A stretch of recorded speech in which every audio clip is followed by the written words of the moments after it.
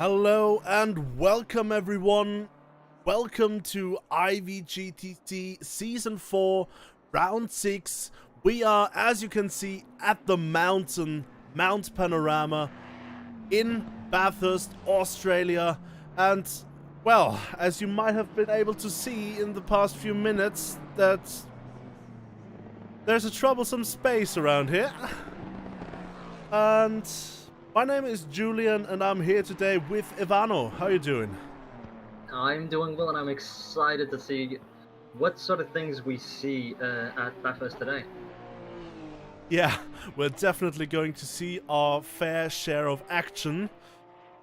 Let's not hope for too much destructive action, but rather fair, clean racing. But yeah. We are currently in the qualifying session, and we have actually Emilia Anderson leading the way. Our VTuber is currently in P1 qualified with a 2:02.872, and we're already taking this taking her for a lap around the track now. Let's see, we come into turn 1 here, and now onto, I think this is the longest straight on the track. No, that is the back straight, which is the Conrad straight. It's about a whole kilometer long. Interesting. Yeah, it's kind of interesting because on the track map they kind of look of similar lengths, don't they? They do. Exactly, and now we came through turn 2, which is quarry, and now we come into the cutting.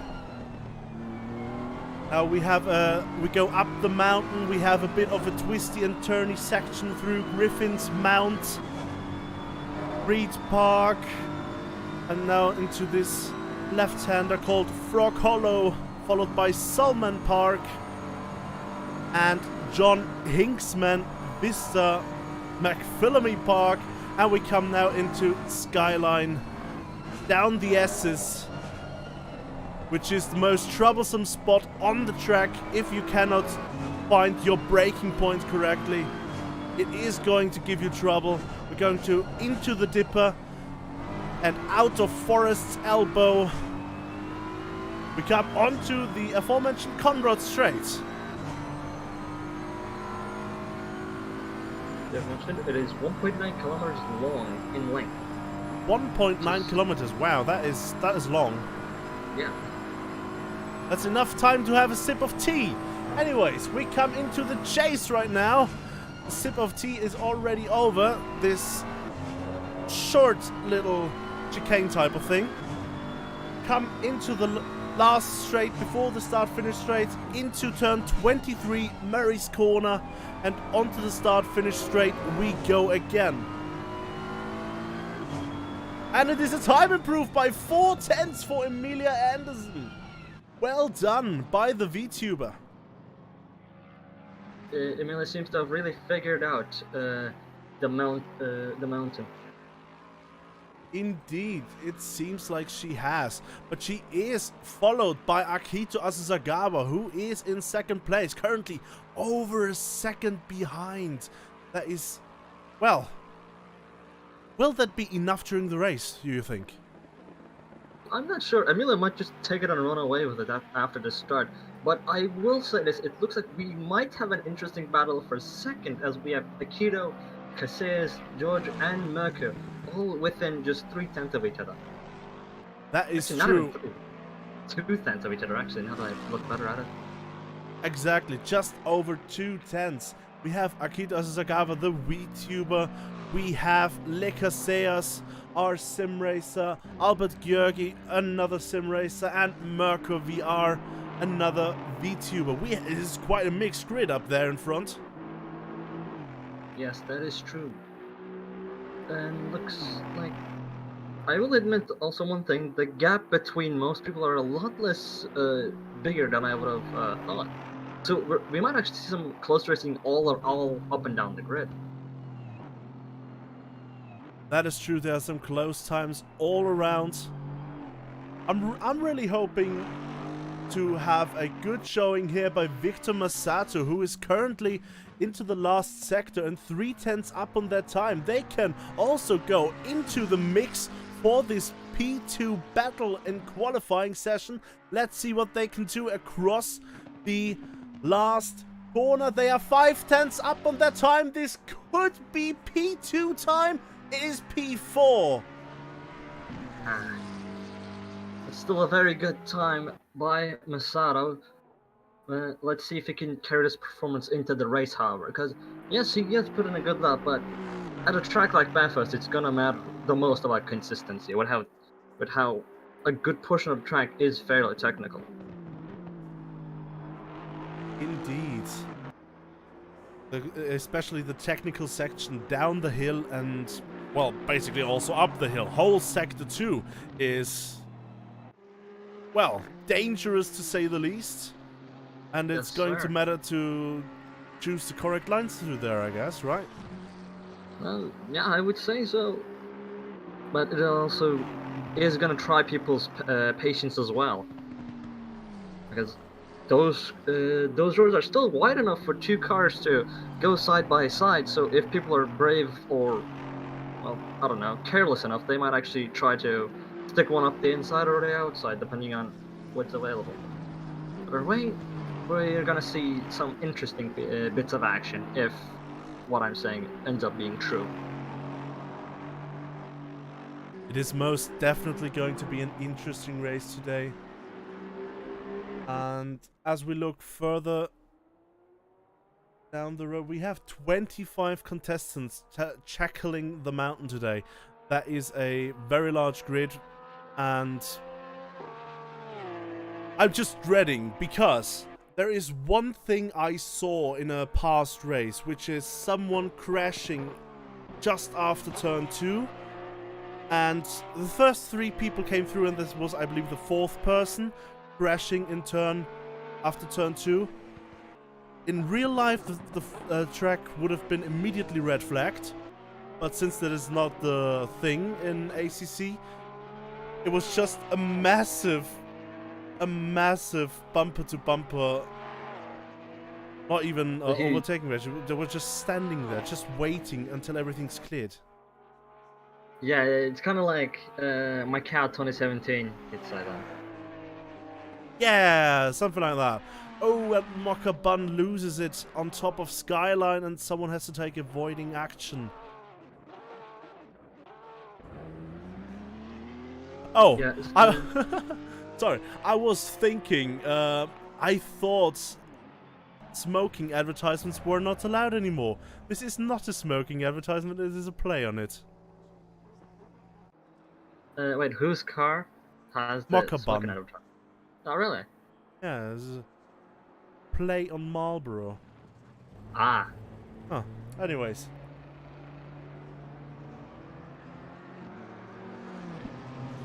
This is the bizarre world that is sim racing. Anything is allowed.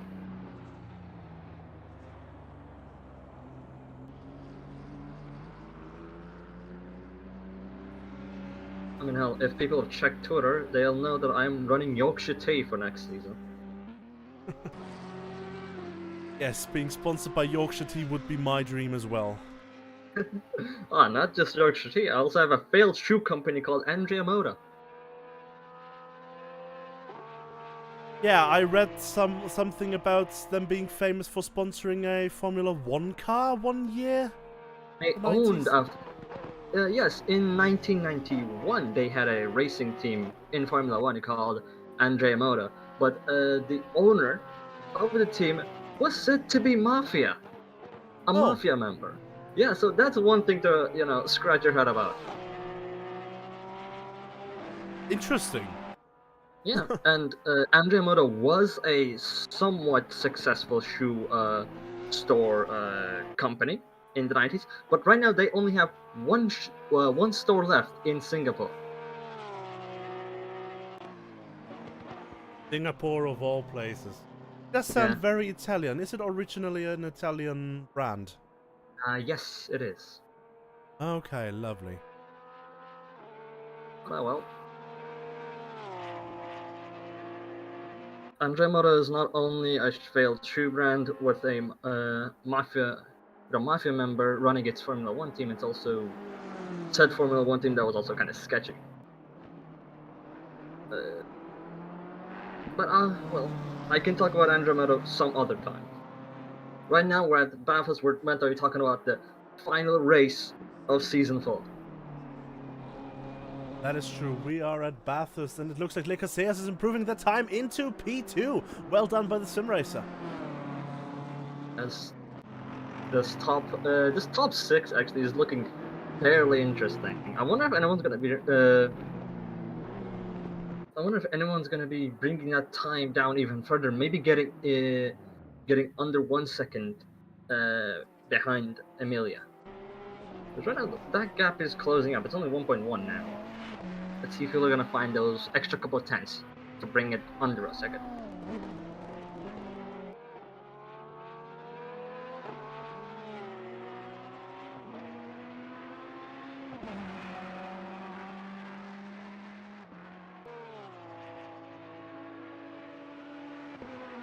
Currently looking at Nabil Nasran, racing for Ferrari. They can improve on the time in the second part of the grid. Maybe they can get above top 90 with this lap. Losing a bit of time through the chase. That's a bit sad to see. These last few corners are just very brutal. Even after a good lap, you have a good chance of just losing it there, and it looks like Nasran's just gonna pull into the pits and just not even try to finish that lap. Yes, another person who is looking to finish the lap is Abda Atskia, way back in P17 currently for the sim racer. Must be a disappointing, would be a disappointing result to find the correct tense. But they are currently looking to improve the time by over a second even, maybe. The Infinity Sim Racing team driver. Interesting team names all around. Yes, taking the force elbow a bit wide, but it seems like he's carried enough speed to head into the Conrad straight.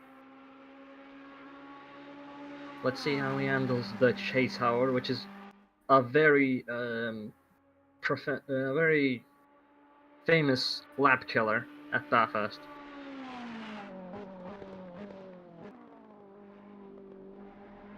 And that is time.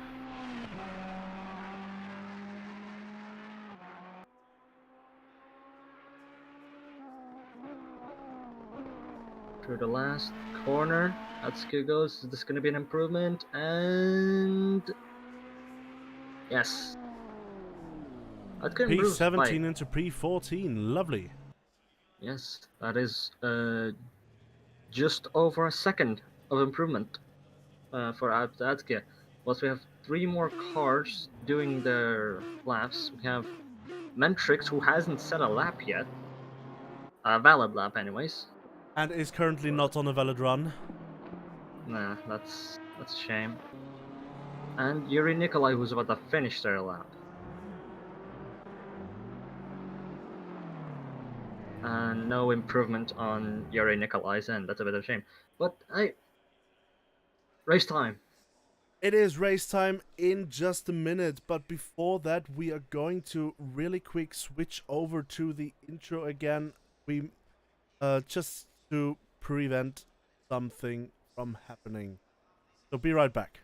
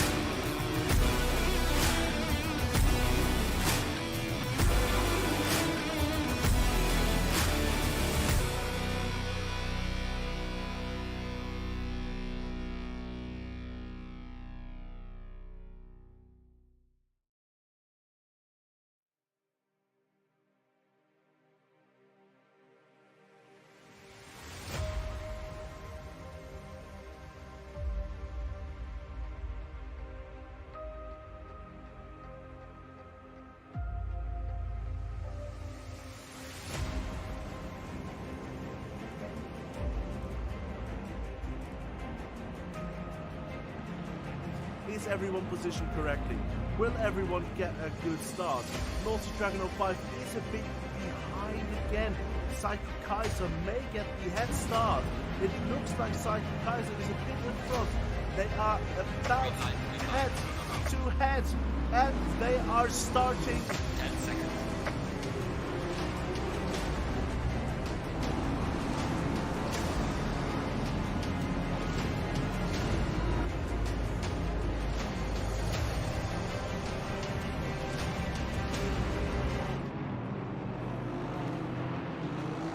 And we are back to see race 1 coming to the formation lap, actually, the drivers. Yes. So, let us go over the entire grid real quick. We have Emilia Anderson starting in P1, followed by Le Casellas, Akito Asasagawa, Victor Masato. Oh god, I have some technical issues. So, Let me real quick.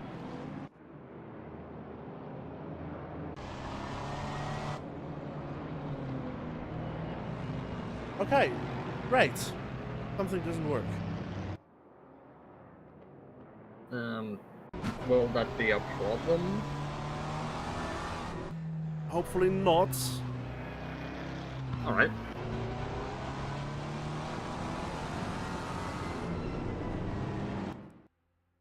To remind to those... Oh, no, no. Wait, did I just see someone go through the mountain? Someone might have disconnected just now. Yeah, that's probably the person that I saw going into the mountain. Yeah.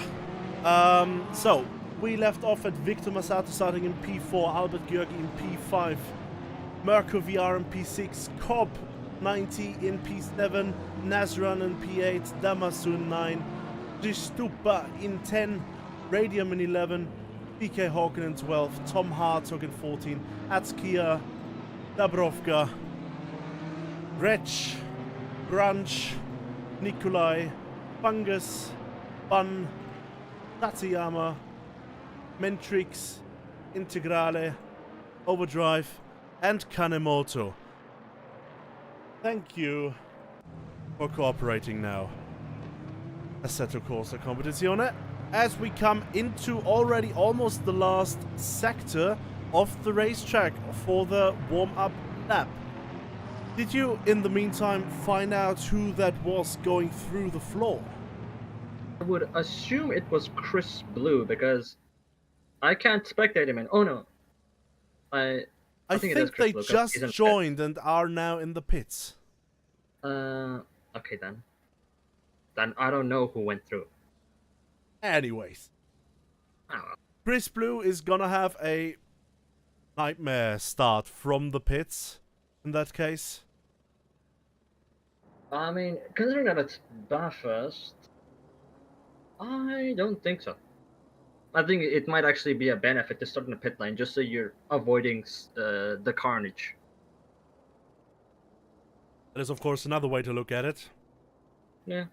Either be in the front and run away, or be in the back and Pray. have the overview. Yeah. If you're in the midfield, pray. Pray, pray, pray. We are not necessarily everyone here is religious, but now when it comes to these moments, when you're in the midfield, I believe everyone might be that little bit religious. Yeah. And here we go. Coming up to the final corner as everybody's starting to line up for the 69 minutes of Bathurst.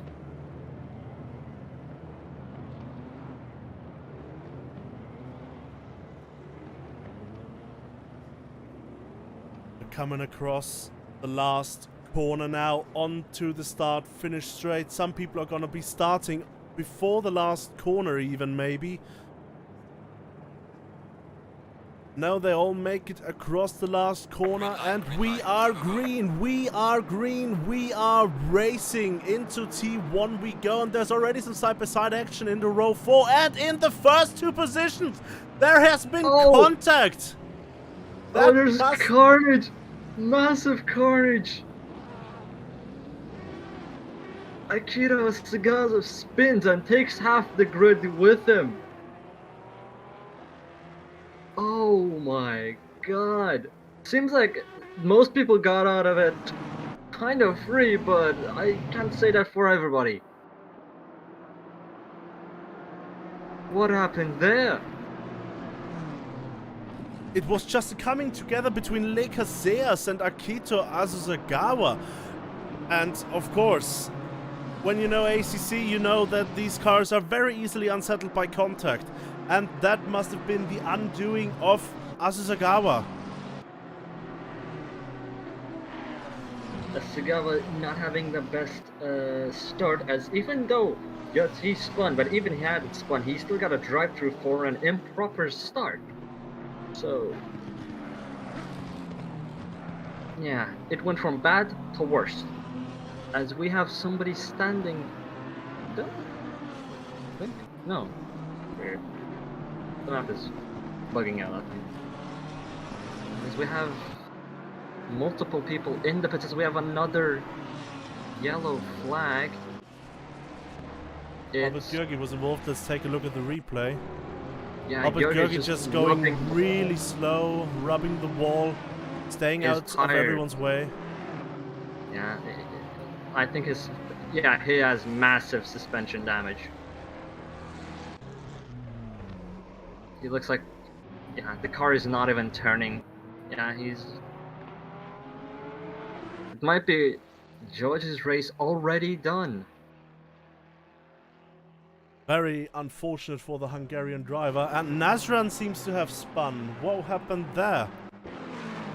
Going onto the start-finish straight, gets tagged by Alexis and spins around on the Conrad straight. That is very unfortunate for Nasran. And we have Jordan Brunch spinning at the chase. He saves it. Nobody thankfully hit him. Let's take a look at the replay there too. Going into the chase, a very damaged car already, and just spinning out. Yeah, you know, I did say that we might see some carnage, but Jesus, I did not expect this. I was expecting a couple of bumps in here and there, not an entire pile. And this is quite the mass pit entry we are seeing here. Let's change to Helicam. We see 1, 2, 3, 4, 5, 6, 7, 8. I believe we have 10 cars in the pits in the first lap. Yes, we do. We have... Yeah, there's only 11 cars have seemingly escaped the carnage. Yes, one of them being Corp90, who currently has the quickest fast lap out of everyone. Purple lap for Corp90 on their return to IVGTC. Well done. Jesus. I'm still trying to process that pileup. And Fungus went really slow. There was a yellow flag right there. Let's see if we can see what happened. Just going wide through Skyline into the S's. Yeah, happens to the best of us. That happens. That happens Yep. very easily. And let us take a look at the places made up during the first laps. We have Ryuma Tateyama winning with Kanemoto 2 with 12 places made up in the first lap. The biggest loser is... Yeah, the biggest loser is Albert Gürgi, who is still trying to get to the pits. Couldn't turn left to get into the pit entry, so must reset. Very unfortunate. Yes, Gürgi's day has been kind of terrible in these first couple of laps, having to grind against the wall to reach back to the pits.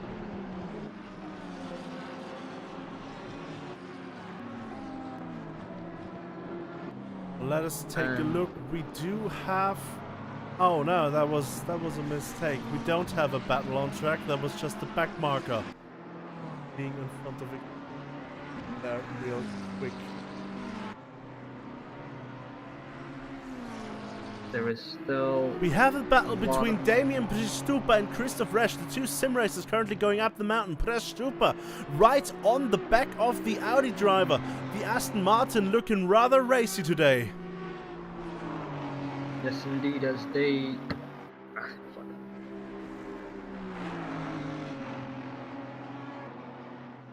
Yes, they They're do come coming to in. the skyline. Ooh, that was a move to overtake. I believe that was Christoph Resch just going out of the way. And Nasran gets a stop-go 30 penalty, probably speeding into the pits. Seems to be speeding out of the pits as he's on the main straight right now. One of the two. Yes. Still a stop go at the end of the day, so hey, who cares about the details? I'll tell you one person who doesn't care about any details right now. Merkur VR is battling Radium. Merkur lost a few positions, I believe, at the start of the race, but is now directly on the back of Radium, and they have a back marker in tow. It looks like Radium's doing everything in their power to try to keep Merkur behind. At the chase, that NSX was almost gonna spin out. I saw that thing drifting. So right now Radium is on maximum attack as they head down the mountain straight. Merkur just using that slipstream to the fullest. It doesn't look like Radium wants to try to break the slipstream either. Looks like Merkur pulls to the inside, but goes back and realizes he's too far. The great advantage that Radium has is the Honda, because we are here on a track that the Honda does very well at because of these long straights we have. And that is basically the only overtaking opportunity. And the Honda is a straight line beast. From my experience with the Honda, I can certainly agree with that. Looks like they're now at the section where top speed is not really gonna matter as they're heading towards the skyline. Let's see if Merkur's gonna try anything interesting to get the position up. Going through the S's now into the dipper, but looks like Merkur's actually losing time to the NSX as Radium goes wide. Merkur pulls side by side, but let's see if the NSX's top speed is going to kick in as they get out of the force level into the Conrad straight. It's a drag race down the straight as we have. That is Chris Blue right behind them, who's a lap down currently and looking rather racy still. It's going side by side through the chase. Let's see if Merkur dives up the inside on the chicane. Let's see if Radium can get the switchback. And it looks like no. Merkur seems to have stuck it going into Murray's corner. And it looks like Radium breaks way earlier than Merkur does as Chris Blue comes in side by side and bumps Radium. Oh, that's not good. That is not the best way to unlap yourself. I think the stewards are gonna have to look at that afterwards. Yeah, that was a very bad place to unlap yourself, just trying to dive up the inside of a car on the leading lap. I can understand that Chris Blue did start on in the pit lane, but that still doesn't excuse the fact that he made a very unsafe overtake. Is the means to unlap himself.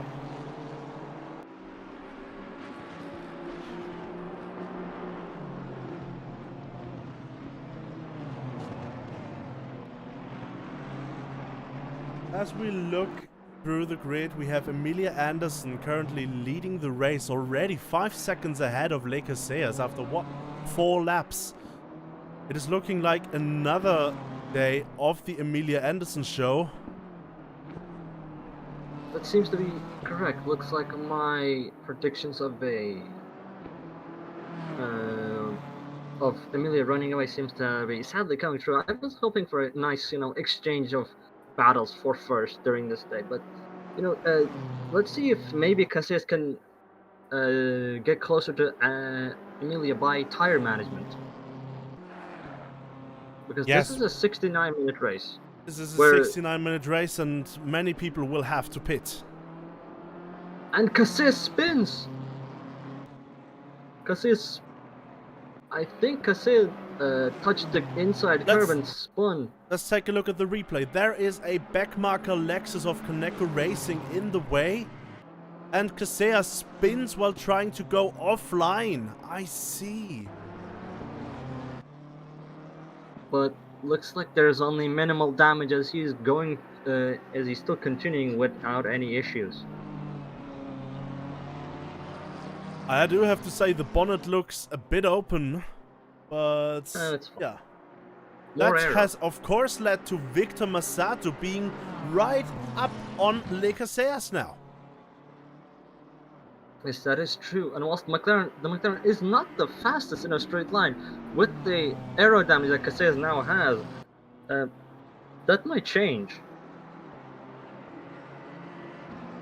Yes, but Masato will have to be patient. They cannot overtake on the mountain. Oh, they can try, but that would be sketchy. It's Bathurst. Everything is sketchy. Everything is sketchy. That's one way to put it. Oh, Le Casillas almost hitting the wall there. Really close, using every millimeter of track they have. And it looks like they go side by side into the skyline. And Victor Masato gets the position. Yes, it seems like Casillas didn't even want to fight Masato with the damage he has. I think he realized if he were to fight, it's just going to be slowing both of them down. So I would say it's a smart move to just let Masato by for now.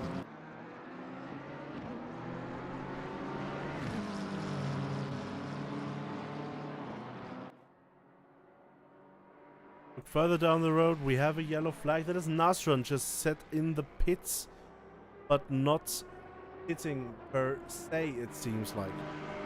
It seems like he's trying to... Oh no, Nasran is disqualified. Oh, I think Nasran forgot the service SG30. That might very well be. And yeah, Nasran is now disqualified from the race. Now looking forward. So let's look at a battle between two drivers that have been damaged by the starting incident. Jordan Brunch is currently following Walker Bunn right intensely up the mountain. Oh, as he goes off a line, I guess lost a bit of traction, and just seeing a front engine car lose the rear like that is something you seldom see. That would be more a characteristic for mid-engine cars. I will say the Lexus is definitely a more tipsy front engine car compared to the others like the Vantage or the M4.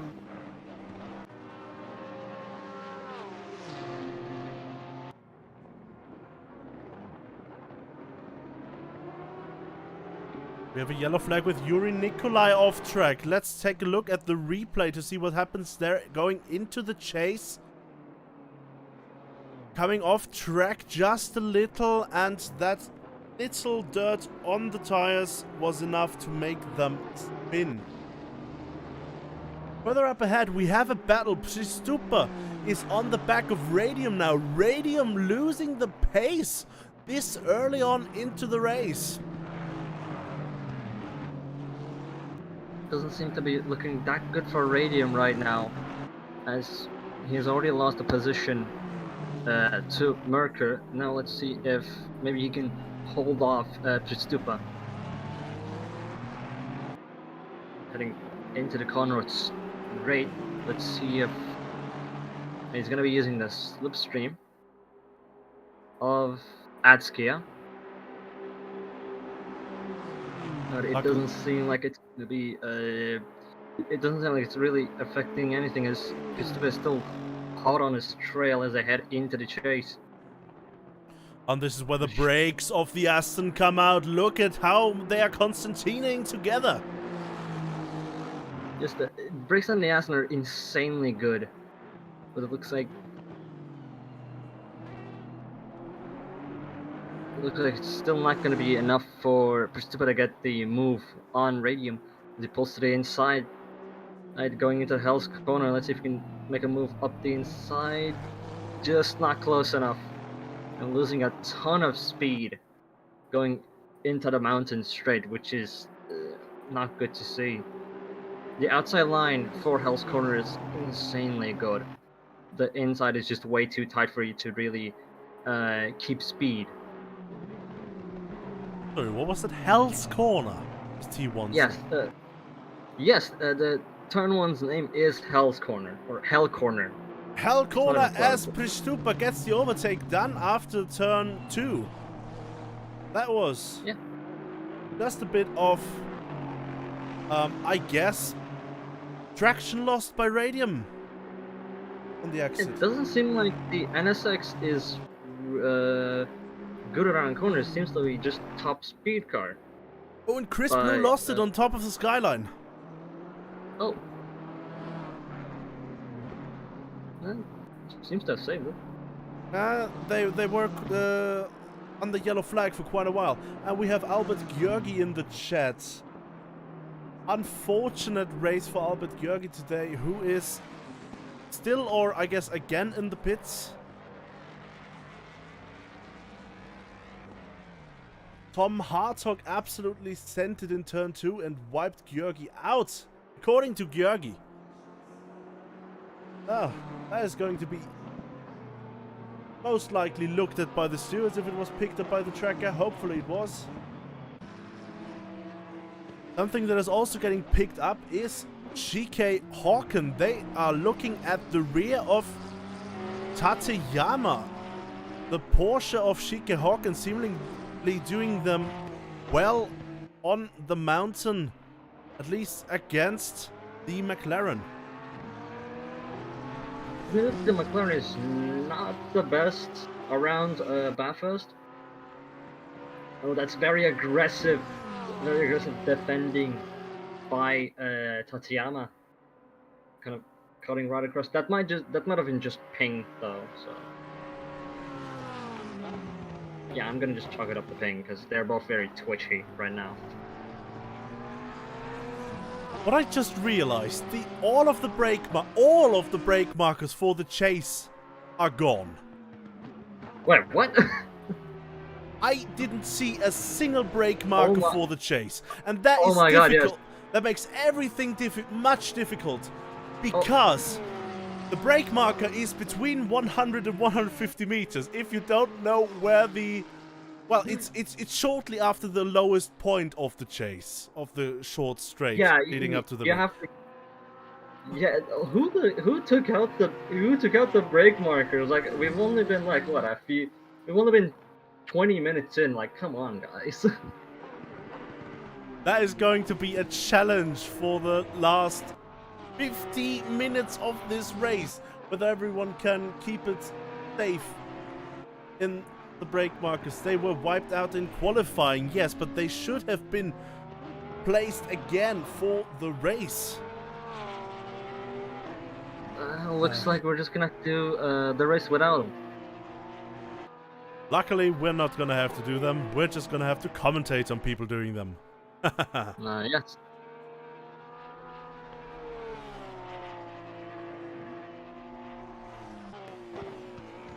And we have...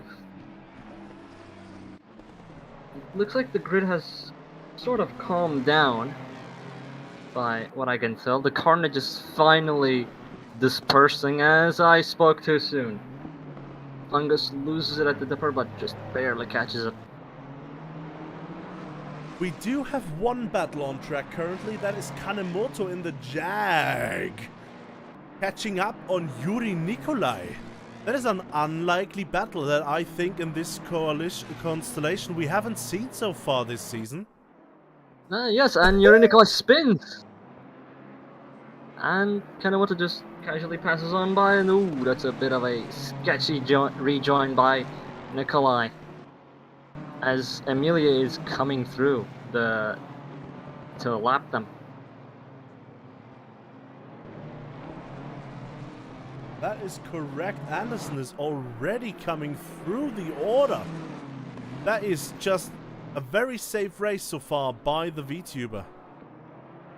And Kanawata also lets Amelia go with no issues, no sketchy maneuvers. Pure clean as they head down to the corner straight. And okay, this also means another thing. Amelia has lapped everybody from last into the top 10 in just 9 laps. I mean, then again, half the grid was in the pits for the first couple of laps. So, I mean, take that as a That was just on the huge air quotes, just half the grid, and being already into the top 10. That means lapping people on pure pace alone after 9 or 10 laps now. Insane showing by the VTuber. So I think Amelia has been dominating ever since they've come into the league.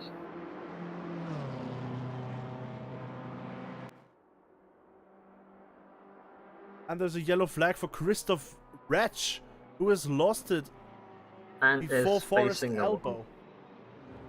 And there's oncoming traffic. What will they do? Someone is still coming. Now they have a space. They're going for it. The turning radius is just enough with a bit of wheel spin. Makes the U-turn stick. Well done, saving that. Christoph Retsch is in 8th position.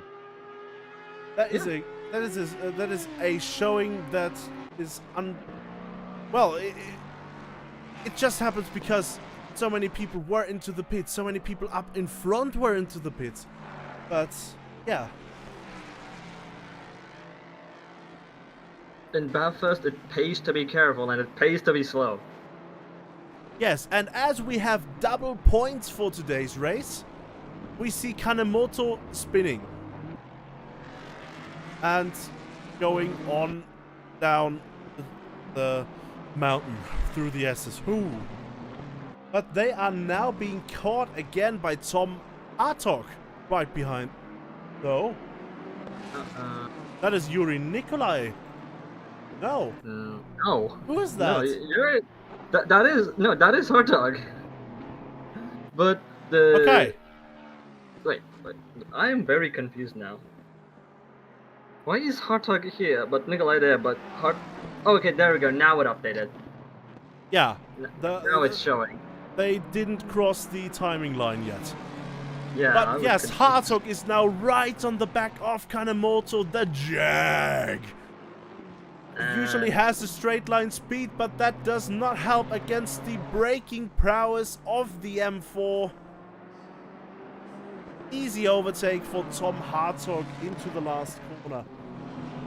And we have Cop 90 catching up to Le Casillas for a podium battle.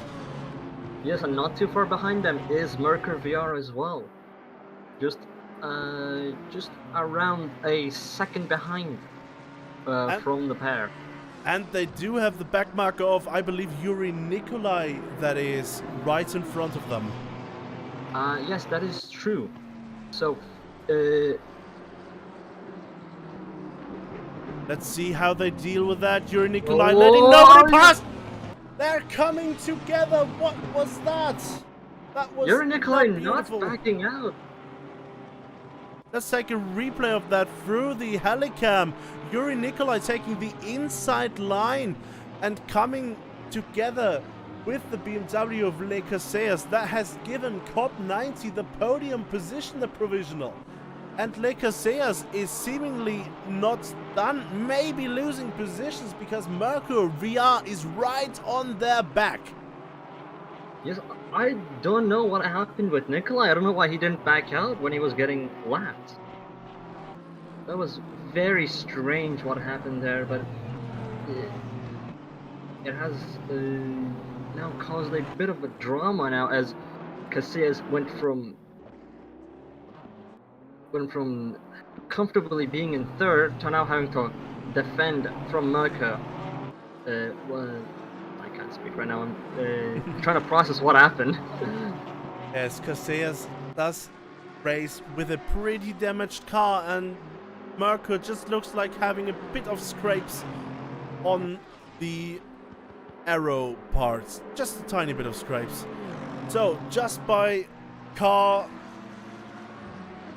cars alone, Merkur could take this position.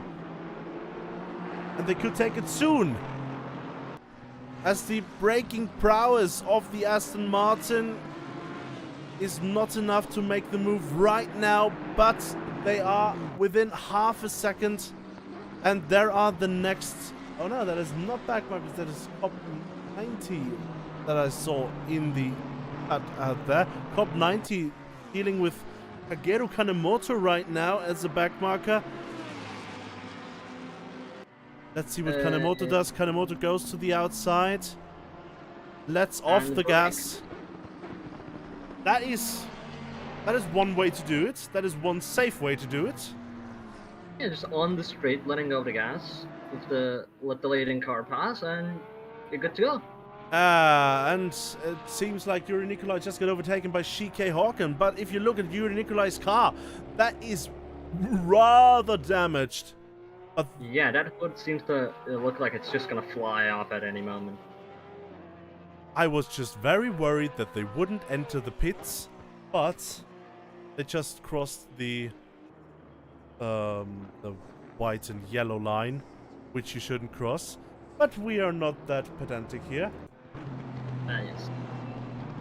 Someone who is driving rather pedantic, you might say, as opposed to saying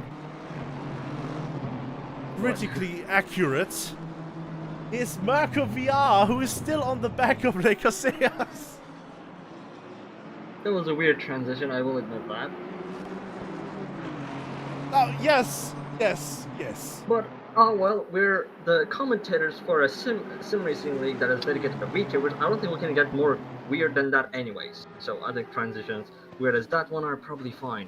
As we see, Marco VR finally making a move on Le Casillas into the chase. Le Casillas must have let off there, because yeah, they are even losing a position to Chris Blue, who's currently unlapping themselves. And now Chris Blue also getting a position on Kanemoto as well now.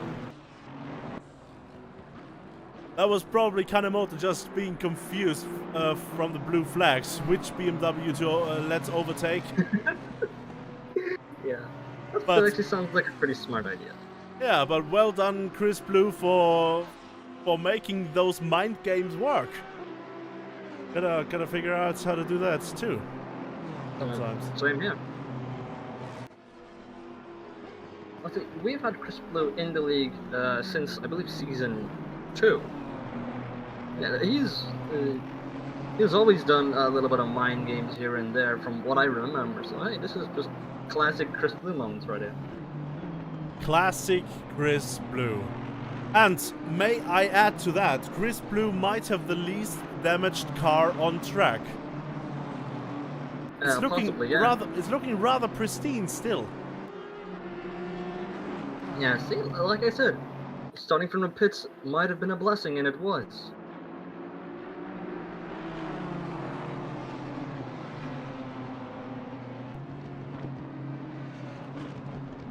But I believe Chris Blue is not done, and they want to unlap themselves from Merkur. At least they are looking really racy, have been looking since the start of the race, when they were a lap down on almost everyone. And they're really going for it. They're going side by side with Merkur, unlapping themselves in the process. Chris Blue is a man on a mission today. That is very true right now, as they head right down to the chase once more. A lot of incredible overtakes have happened into the chase as they head into the chicane. Now Chris Blue is in front. He has unlapped himself, but let's see if he can pull away now and justify the overtake. Chris Blue is 9 seconds away from Tom Hartog, who is the next car up ahead. So that is going to be a battle maybe for later. Who knows? We will see. We still have 40 or so minutes, just under 40 minutes to go, so that might actually be a possibility. especially with the pace that Chris Blue has right now. One battle that is looming is Kaibo, who has had a problem in the start, really launching it up the rear of Trazione Integrale right now. The Porsche driver and the BMW are really close to each other coming onto the Conrad Straight. Yes, that is true. Well, let's see if Kaiba can get into the slipstream of Trazione, and let's see if it's actually gonna be enough. Because the BMW is actually kind of quick in a straight line as well, just like the NSX, and I don't think the Porsche is really known for its top speed. It might rather be the case that the Porsche is not that of a straight line wonder, but through the technical sections of the mountain, yeah, who can beat the Porsche? It is the best car in technical sections, apparently. They said. I mean, yeah, we're just a messenger here. We're not spitting facts, probably. I don't know. Probably, maybe, hopefully. Yeah. Hopefully spitting facts. Hopefully not. What? What? Wait, Are you afraid that no. there's gonna be another car that your Bentley is gonna be losing against? Speaking of Bentley, why do we have no Bentley racing? That is really... You know, I was actually thinking about using the Bentley, but let's stop talking about the Bentley, as looks like Kaibo has started to close the gap up on Trazione, is now on Trazione's bumper as they head through Raid Park, going into get into Frog Hollow now, sticking onto the bumper. It looks like Trazione taking the exit very slowly as Kaibo looks up the outside. Trazione driving them onto the gravel. That is not good. And into the skylines now, through the S's, and Kaibo just understeers away.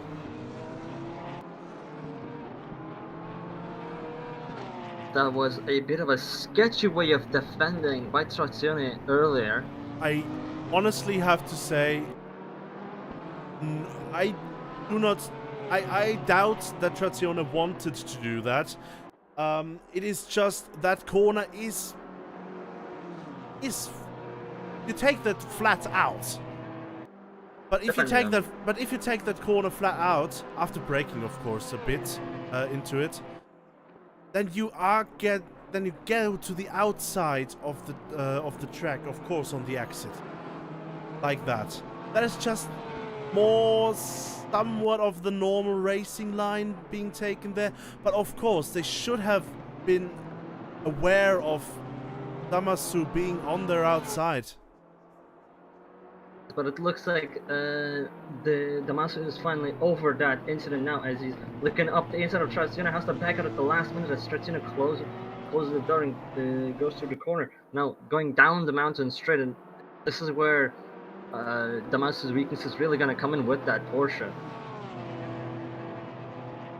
So, fun fact about the Porsche, it is actually slower than the Cup car version, the GT3 one. Yeah, but I believe that's only because the Cup car doesn't have something like a restrictor, and oh, I thought Kaiba was going for an overtake there. It was not meant to be right now, but yeah, it was also about traction control and ABS electronics. But the electronics do not matter to Kaiba right now as they overtake up the mountain and Trazione hits the wall. In the wall. And Kaiba might get another overtake soon as Nikolai is right in front of him. And Nikolai is driving very slowly. Might Nikolai have more damage on their car? This guy goes on the outside and touches Nikolai, now has to take the outside, and Damasu's in the wall. That is not a good thing to see. This is somewhat helping Emilia Anderson, who now has to negotiate less back markers through this whole battle. But still, there's Trazione in the wall. There's 3 BMWs right next to each other almost. Trazione almost bounced off the wall and into Emilia. but it looks like that was avoided. And Kaiba is already back on the track, already trying to gain back the position. It looks like Traccino has a lot of damage on the car. It looks like he's trying to keep that car straight. That thing looks like it's steering to the left. Does look like it, and that surely could help Kaibo, who is picking up the pace Traccino again. is in the wall. And Ooh. position gains Damasu in that case. Let's see if Trazione will pit. Yes, it looks like they will That car check is. into the pits. Yeah, that BMW is just steering way too sharply to the left. Look at that thing. He can't even pull it straight. It's just steering hard left. They're just scraping the garages there. That's not good. Yeah. Let's hope that gets fixed in time for Traccino to go back into fighting for positions again. Indeed. Another person who is fighting for positions soon is Shike Hawken, who is coming up to the rear of Christoph Retsch. Shika's had a very good running at Bathurst today. Now that we're mentioning him, he's had a lot of nice battles so far in the 30 or so 40 minutes that have passed. As Shika is now looking up the outside and has already passed Retsch. I would assume Retsch might have some issues maybe. Retsch might have some damage. At least they got a very poor exit out of for a Selbo onto the Conrad Straight, and that is advantage Shike Hawken. Kaibo is now looking really intensely at the rear of Yuri Nikolai, however, as they come onto the Conrad Straight as well. They're like just on Nikolai's bumper right now. Let's see if being that close, being that deep in the slipstream will help Damasu kind of even out the straight line prowess of the M4. But it looks like that's not going to be the case. The BMW is just too strong in a straight line. As Kaibo loses spins it on the curbs. Ay, the sausage is dangerous. Those aren't even sausage curves. They're just very tall. They're very tall, that is true. And Kaibo seems to pit now after that has probably given some damage to the car. Elsewhere on track, how long ago was it that we talked about Chris Blue catching up to Tom Hartog? Because he's right up the rear! It's only been 5 minutes, or like 10 minutes. No, not even 10, no, 7 minutes. Okay, yeah, it's been 7 minutes. Incredible driving by Chris Blue today. Chris Blue is on a mission right now. Honestly, at this point, I might as well expect Chris Blue to fight for the podium by the end of the day. Well, they are currently fighting for the podium in their class, so that's already a start. Yeah, true. That is a very fair point. Let's see. Start in the pits. Check. Fight for podium in class. Check. Check. Still 30 minutes left in the race. Check! Check. Chris Blue is really a man on a mission and is really within range of all of the sim races coming up as they come into some backmarker traffic. It is still all in the cards for Chris Blue. Even the win. Casillas is only like 16 seconds up the road as they get a bit wall happy. Wall happy, that's a new word. Wall happy, wow, what a word.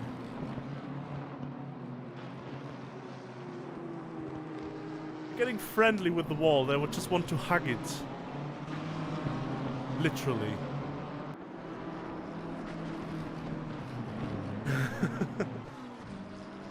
Oh god. I love Bathurst. It just brings out the weirdo in all of us. It does bring up the weirdo. It does bring up the weirdo in Chris Blue too. The weirdo that is the sim racing genius.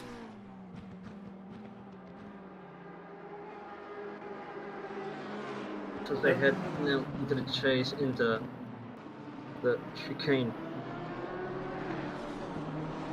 Looks like they're pretty much on par in terms of pace right now. It's just Chris Blue has some intense aggression as he looks up the inside for a second for pulling back in. He thought about a dive bomb, but Chris Blue has better judgment than that.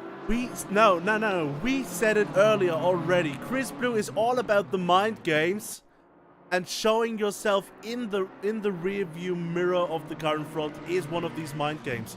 Chris Blue is just playing with Tom Hartog right now. That is a very fair point. See, let's just hope Tom Hartog actually has a low enough FOV where he can't even see the side mirrors, which is kind of a problem that I have, honestly.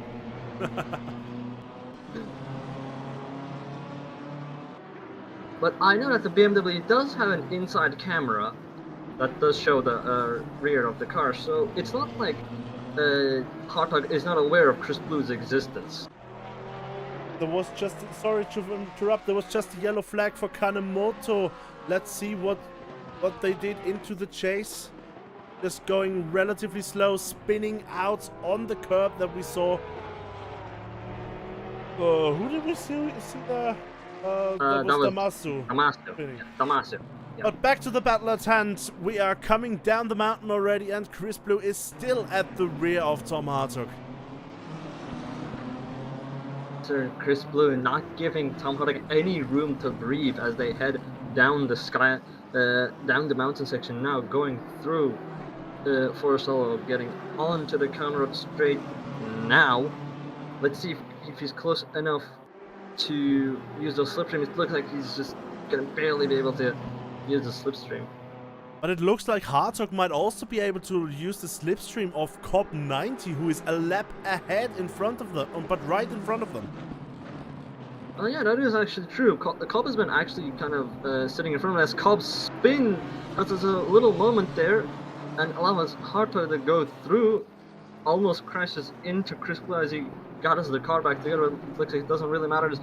Chris Blue has an insane breaking point, almost hitting the back of Hartog, but now just closing up that gap right now. Already back into biting distance. They come up to another back marker. That is Yuri Nikolai? No. No, that is not Nikolai. That is Trazione. And Hartog and Blue have to dive up the inside to get past. Trazione didn't really slow down to let them pass down the straight, but it's fine. He still let the inside open for them. But this battle, it's questionable in terms of blue flag racing because Cobb 90 is right behind them and Cobb 90 is a lap ahead. Technically they would have to let Cobb 90 pass, but Cobb kisses the wall. With their current pace, it doesn't look like Cobb is going to be able to catch them to lap them back. It looks like they're both just on maximum attack mode right now, as Hartog and Blue have not missed a braking point, have not made a mistake. But Blue just pulls out the extra mileage to get a much better exit out of Forest Hollow, now on the rear bumper of Hartog as they head down the Conrad Straight, just maximizing all the slipstream that they can as Hartog covers them off on the outside as they head down into the chase. Nice, Hartog still has the outside. Let's see if Blue will dive up the inside. No, it will not. Let's see if he can get a switchback going. No, he can't. But he's on the outside, which is going to be a bit of an advantage. But Hartog covers the outside as well. Now they're going into the Murray's corner, almost side by side as Hartog finally successfully defends Chris Blue. The fight is still not over. I am in awe with Hartog's defending there. That was beautiful. And it seemed all legal. Yeah, I mean, I think Chris Blue did touch the grass a little bit, but that seemed more like out of desperation rather than Hartog forcing him out. So yeah, it's still all legal. But we have no time to discuss it right now, as Chris Blue is already on the back of Hartog again, not letting Hartog breathe a single minute as they go through the cutting. That was close. That was really close. But Chris Blue almost hit the back there of Tom Hartog. Yes, as they head through Frog Hollow into Stillman Park. Oh no, that was Frog Hollow, but Stillman Park now through the McPhillamy Park, now down towards the skyline. Let's see if any of them are gonna make a mistake. Through the S is now into the Dipper. No problems whatsoever. Just they're both just on point, not making any mistakes right now. So with a very, they both have pretty much the same exit as Tom Hartog goes off the track a little bit, doing a bit of lawnmowing, which allows Chris Blue to close the gap. Now on Hartog's bumper, just diving out to the inside. Now Chris Blue doing a bit of grass renovation as they head into the chase. Now down into the chicane. Hartog seems to have overcooked it a little bit, and now Hartog's just on the grass, and Chris Blue finally goes through. They have been fighting for the last 8 minutes. That is around 4 laps of pure aggression from Chris Blue, and Hartog finally snaps under the pressure. And that is gonna be Chris Blue thinking, finally, they can now catch up. And they're only 5 seconds behind the next person on track, and the next person in sim racing class, Damian Pristupa. And I can finally breathe as he closes that gap. But before that is possible, let's check Radium, who is now on the back of Hartog. And going off at the chicane, seems to have really ruined Hartog's pace right there, as Radium's closing up the gap, only 7 tenths behind him now, as they head through Frog Hollow. Exactly, rhythm is something really important to not only real life races but also sim races. And it seems like Tom Hartog's rhythm was really broken by the battle and then the off-track moment. But Radium losing a bit of pace through the mountain section. They are looking to regain that on the straights, however, with their Honda power. Yes, but Hartog is not alone, as Yuri Nikolai is in front of the pair as they head down the Conrad Straight. Nikolai is down, is meant to be lapped right now, so let's see what's gonna happen. Going into the chase. Nikolai hugging the inside for some reason, but finally lets Hartog pass, as well as Radium. Radium seems to have gotten the better of it. Radium now directly on the rear bumper as Nikolai goes on the inside. Holy! Almost hitting Radium there. That was a bit of a sketchy maneuver. Not sure what Nikolai was trying to do there, as he was trying to he did let them pass. I don't know what was going on there. Honestly, I think it was just Nikolai having a later braking spot and trying to avoid the Honda at all costs. Yeah. Oh well, everybody got out untouched, so everything is fine. As we look forward, Chris Blue is lapping Mentrix, which still seems to not affect Chris Blue's pace at all. I believe he has actually gained a couple of tenths now on Pristupa. Actually, it seems like they have stayed on the same distance, 5 seconds. It was the same. Oh, really? Back when we last looked. Radium, however, is still on the rear of Tom Hartog. Or again, as Tom Hartog goes a bit off track, and they are behind Mentrix now. They have to negotiate the back marker. As a pair, who will get the better off?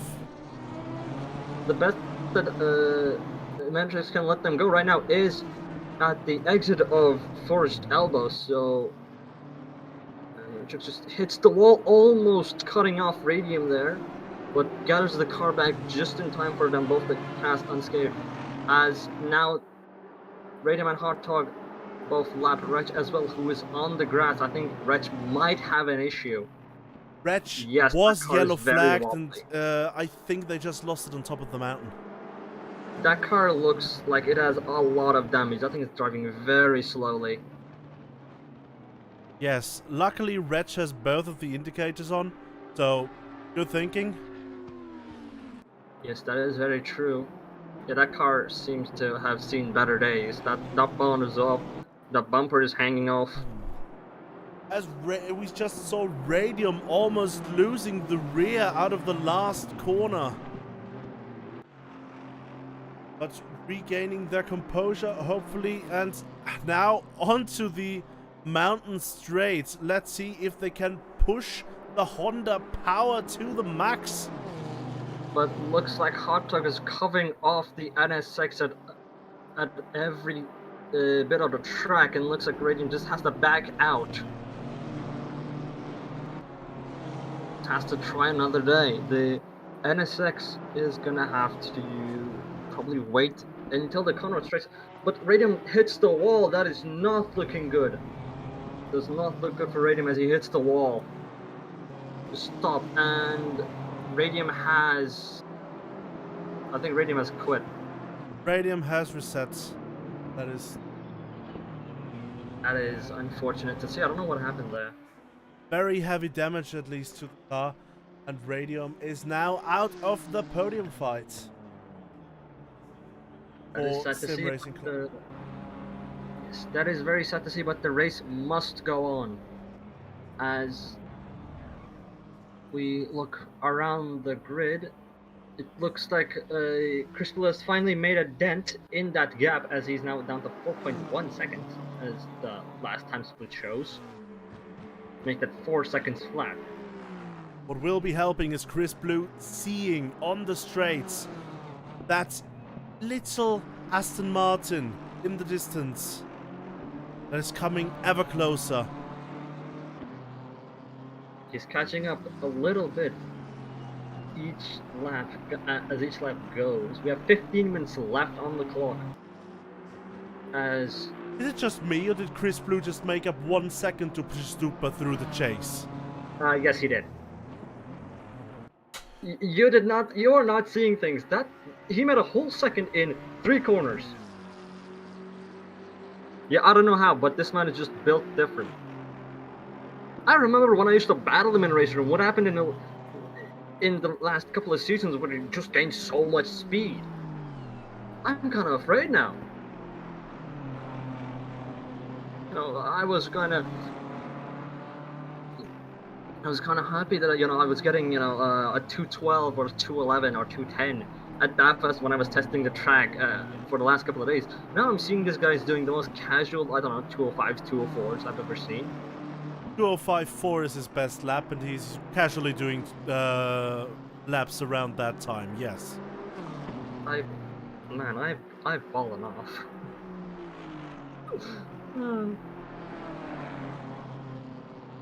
Wait. Oh well. The best lap of the race, however, belongs to Emilia Anderson, who is still in first, 42 seconds ahead of P2, just starting lap 26.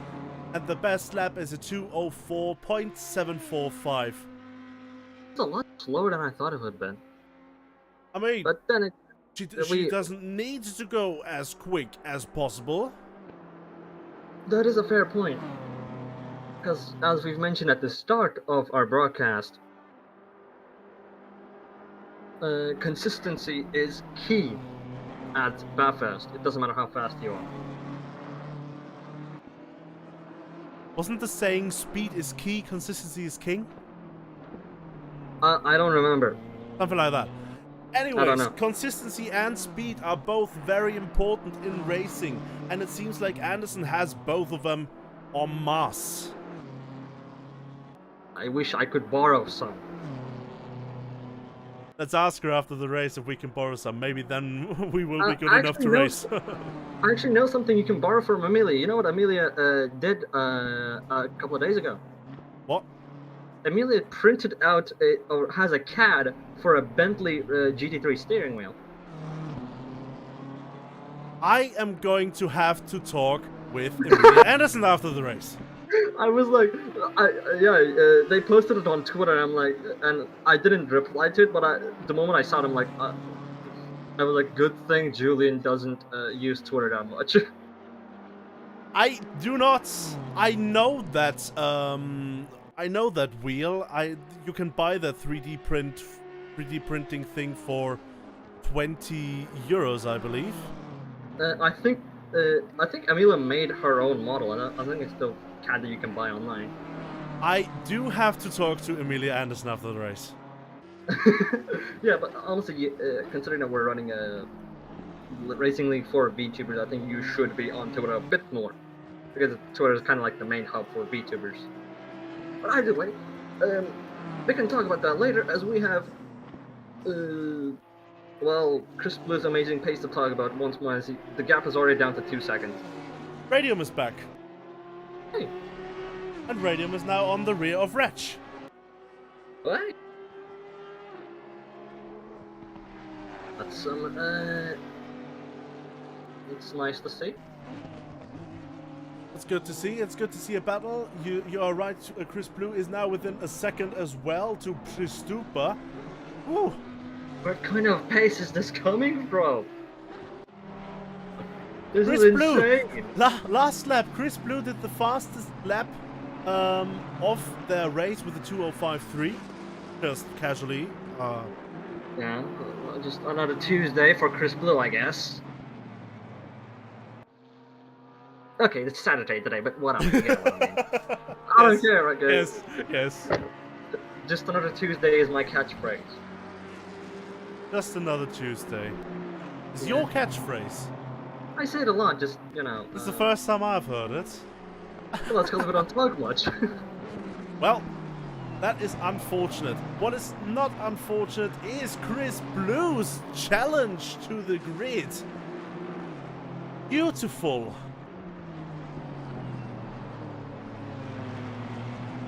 It looks like the gap is finally somewhat stabilizing.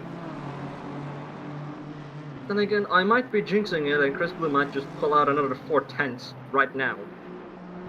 That's kind of sketchy, as Kanemoto lets them both by. But there's only one car length between the two cars in a high-speed Yeah. section. That is nothing. Now just breathing under Pristupa's neck as they head into the dipper right now. Then out. Now I wonder, is Chris Blue gonna dive it up the inside right there? Nah. I think We're just a little too far back. However, they might have the slightest straight line advantage against the vantage. if I remember right, the vantage is kind of decent in a straight line. But I've not driven it that much, so I can't really say anything on it. But Chris Blue does have the slipstream against Pristupa as they head through chicane, the last chicane. Now going down to the last corner, Chris Blue is side by side with Pristupa as it headed into Murray's corner. Chris Blue dives it up the inside. Let's see if Pristupa can get the switchback. No, he can. And now they head down the main straight. Pristupa is still right on Chris Blue's rear bumper. Going through the back marker with no issues whatsoever, both of them. Now onto the mountain straight. Pristupa is still in the slipstream of Chris Blue and is gaining on the BMW right now. Almost right on Chris Blue's bumper as they head into Griffin's Bend. Let's see if Pristupa can keep this small gap as they head up the mountain. Very wide. They're going over the curb on the exit of turn 2 there for Chris Blue. That is not the most ideal racing line, but it is a quick way still to get around. Maybe Chris Blue is finally feeling the thing that he's been inciting in everybody that he has passed so far. And what is that? I don't know. Pressure, stress, I don't know. What do you think? I think that I have to revert a statement I gave before. Chris Blue is now 1 minute and 10 seconds behind in the next sim races, so the win is pretty difficult as Stupa loses it. That's not gonna feel good for Stupa there.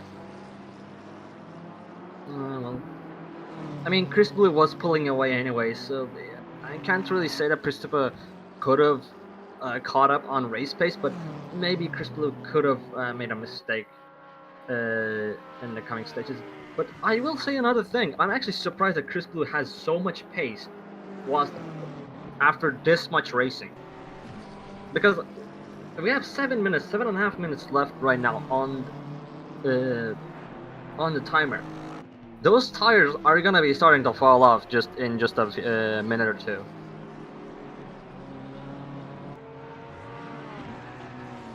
Wait, I am baffled. Chris Blue Fine. just made up 3 seconds on Le Casillas in that last sector. I mean, it's still not gonna be enough. But, holy moly. Is Le Casillas that's... No, I guess they are. They did a 2:13 last lap around. 2:13? 2:13, yeah. Something has to be wrong with Casillas' car, or like maybe he's just taking a bit too fast. Shika Hulken is actually unlapping themselves. Yeah, but Le Casillas' car looks rather damaged from the front. Yeah, that bumper, that hood seems to be popped up a little bit. So yeah, I think Casillas does have a nice Shika spins in front of him. Casillas just barely avoiding the Porsche there. Oh, and that was a bad rejoin from Shike Harkin. Oh, did he hit Mantrix? Collecting Mentrix as they went. As you look, just a little update by the way. Amelia is only a couple of corners behind Casillas. Meaning Amelia might actually lap up everybody into P5. Wow. Just yeah. wow. Yeah. I have no other words other than wow. Has Amelia actually improved on their lap time? No. 2:04.745 is still the best. But they were running in the casual low 205s for quite some time. Oh, okay, so you're just being built different. Let me mention someone else who is built rather well today. That is Victor Massato in P2. We haven't seen much. We have seen a bit of fighting, but they are now casually 30 seconds ahead Mercury in P3.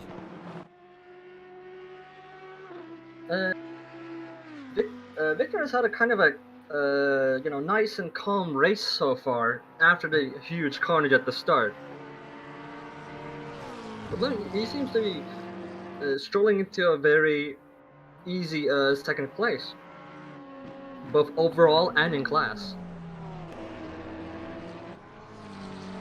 I have to honestly say, judging by the times that they were discussing, of course, on the Discord chat before the race, I kind of anticipated Masato to do well today. But honestly, this well, hats off to you.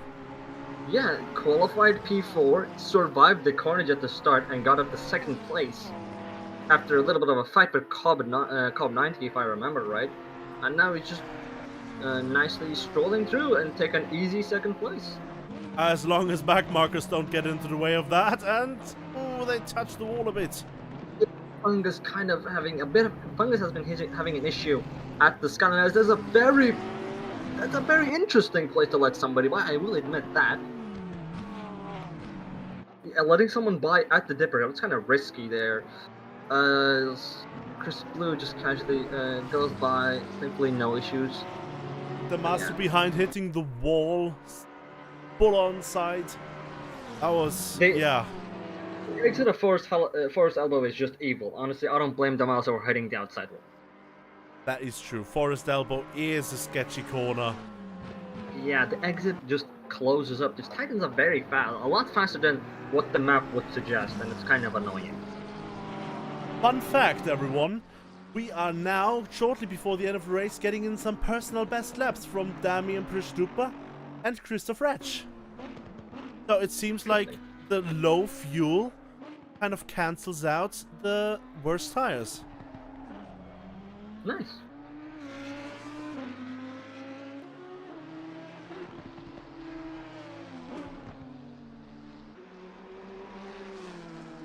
Let's see, is there anyone we haven't featured and we could feature for these last few minutes? Till then, I'm just gonna look at the Jag of Kageru Kanemoto, who has a new livery, I reckon, because they used to have a red livery as they lose it up into Skyline. That was commentator's curse if I've ever seen it.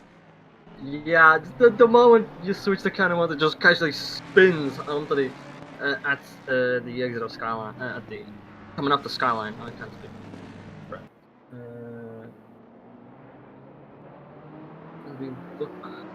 And Mentrix is going rather slow right in front of them.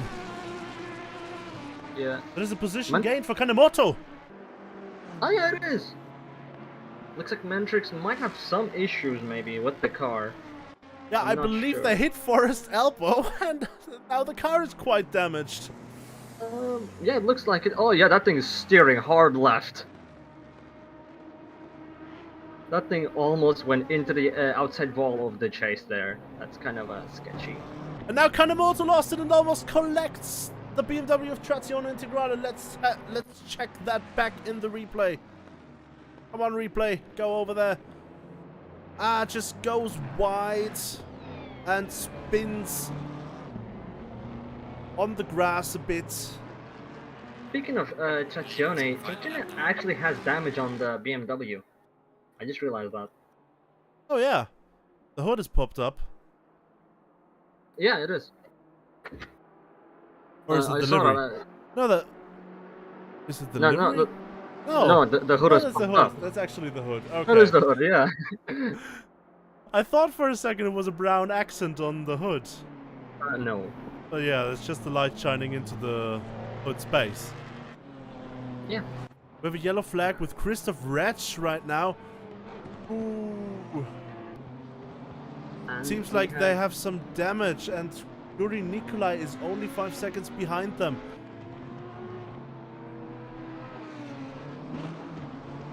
As we have a status update on Panic Fungus, they are retiring the car. Oh no, they're just pissed off. Mistakes, my bad. Just a nice little pit stop for Panic Fungus. Nice little pit stop, and it seems like this will be the last lap of the race because Emilia Anderson is coming into the chase. With only 5 seconds left to go, this will not go one more time around the racetrack. Emilia Anderson, your VTuber champion for the Season 4 IVGDC and your race winner at the 69 minutes of Bathurst, coming across the line. Congratulations, Emilia Anderson. That was quite an interesting, quite an exciting Bathurst endurance race if I've ever seen one. But just like everything else, it must come to an end. Honestly, where did the 69 minutes flew past? I don't know. We were just so busy on action. The start, the incredible pace and rise from the bottom by Chris Blue, and just overall incredible racing in general today. Quick checkup on Chris Blue. They made up 20 positions during the course of the race. Yes, I think that makes him the driver of the day kind of easily. I believe Chris Blue could have challenged Emilia Anderson if he hadn't started from the pits. Yeah, I think Crystal was just a bit too late to get to come in qualifying. I think if Crystal was in qualifying, we might have seen an intense race-long battle for first place. But that didn't come to pass. What has come to pass is Victor Massato being in P2. Congratulations to the VTuber. Due to a bit of donut. Yeah. But how does Masato's McLaren actually spin, but mine doesn't? Traction control. Tip. Turn it off. I did. When I was doing flick spins, I did have it off. I don't know what's going on. Okay. Anyways, Marco VR finishes in 3rd position overall. And we have Cop 90 coming to the finish line now, finishing in 4th position overall. And we have Le Casillas finishing 1st for the Sim Racers and 5th overall, followed by Chris Blue, Damien Stupa, Tom Hartog, Shike Hawken, and Radium making the final step on the top 10 places. Yeah. Honestly. With that, yeah, honestly, that was an incredible race. And Panic Fungus will never see this stupid truck again. Interesting!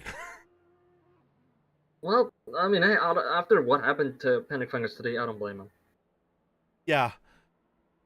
Anyways, that is the end of Season 4. We thank everybody here who has been with us throughout this season. We hope that we have brought you incredible racing. And we hope to see you next season in, I believe, a couple of weeks, right? That's when Laguna Seca is? Laguna Seca is on the 19th of November. That is correct. So we're gonna see each other in, that is 3 weeks. Until then, keep tuned on the TRACC Sim Racing channel. There is gonna be some action going on in the off season. But yeah, until next time, thank you for watching and see you. Goodbye.